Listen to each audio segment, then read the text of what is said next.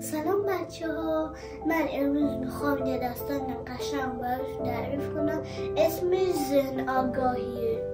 همه ما آدم ها فکر و احساسات داریم.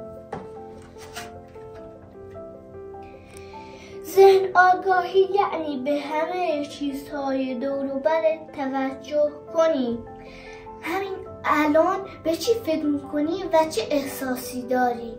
آرام آرام نفست را فرو بده و آرام آرام آن را بیرون بده. یه نفس عمیق دیگه بکش. بدنت چه احساسی دارد؟ سرد یا گرم؟ پر جنب و جوش یا آرام؟ زمین زیر پاتون رو احساس کنید.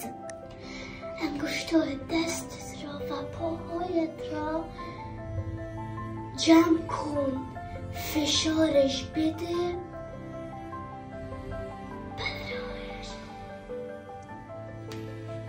دستهایت را بگذار روی سینت. قلبت را احساس کن که مثل طبل میکوبد. قلب تو پر از عشق است.